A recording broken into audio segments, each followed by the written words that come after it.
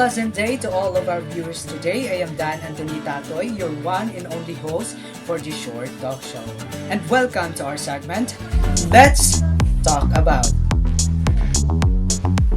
For today's segment, I am happy and excited to inform you all that we are going to talk about community-based language discourses. And because of that, we have here our 5 guests who came to join us. And I hope that you will join us too until the end of this talk show. Without further ado, I would like to welcome our first guest, Miss Jessamay Tumindo. Assalamualaikum. Assalamualaikum. Next, we have here Jeremy Verdida and Vicky Sanchez. Hi, magandang umaga sa inyong lahat. Hello and good morning, everyone.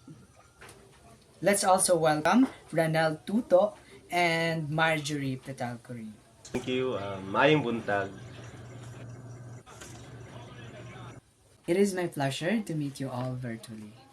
I am so glad to be here with you today as we are going to talk about the different language discourses existing in our community.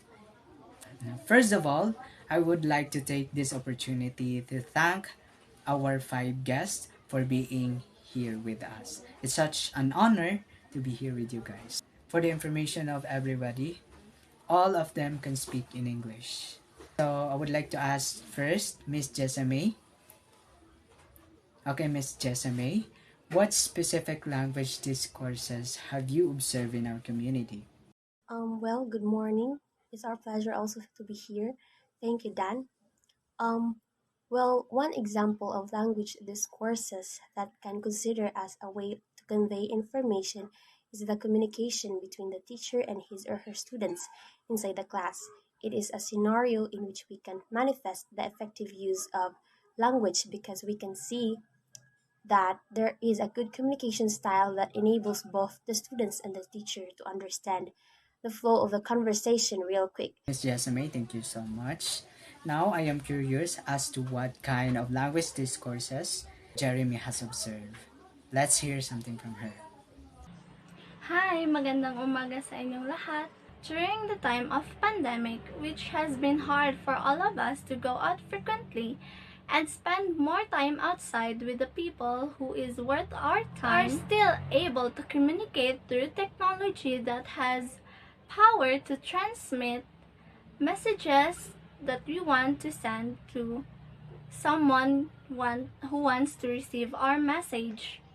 Despite the challenge of online class, I take the advantage of using mobile phones and continue to study at home simply. Indeed, using technology is also one of the sources of communication that does not require physical interaction with the person you are communicating. Moving on, we have here Mr. Ricky Sanchez. Ricky? Hello, Dan. For me, another common language discourse in our community is physical contact. It falls under nonverbal communication because we convey what we are trying to say without verbally using the language. Physical contact can also mean nodding as your way of saying yes, or that you have understood something conveyed by the speaker. In other words, you are communicating your thoughts, feelings, and emotions without the use of oral language, but simply the presence of the speaker and the receiver. Okay, that's undoubtedly true, Ricky. Next, we have Mr. Ranel Tuto. Ranel, could you tell us language discourses existing in our community? So, if there is physical contact as a language discourse, there is also visual communication. Road sign functions as a conveyor that you should go this way. It is just one example of visual communication because although the road sign is not a person that can talk, it carries a specific meaning to other person to understand. Thank you, Ranel. That is very well said. Yes, Let's thank hear you. something from Mrs. Marjorie Petalcorin about what particular language discourses did she observe in our community. Everyone has said what they said, but there is one language discourse that they haven't mentioned yet. Although this may not be as common as in the past many years, I believe written language still exists in our community. With the prevalence of technology, I know this way of communicating gradually collapsed over the years, but its presence is still alive. I couldn't agree with you more, Mrs. Marjorie.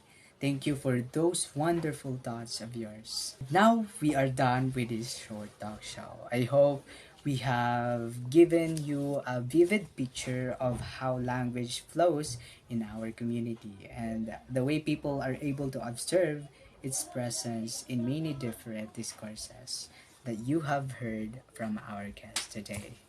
Once again, I am Dan Anthony Tatoy. I'll see you for the next talk show event. Again, this is Let's Talk About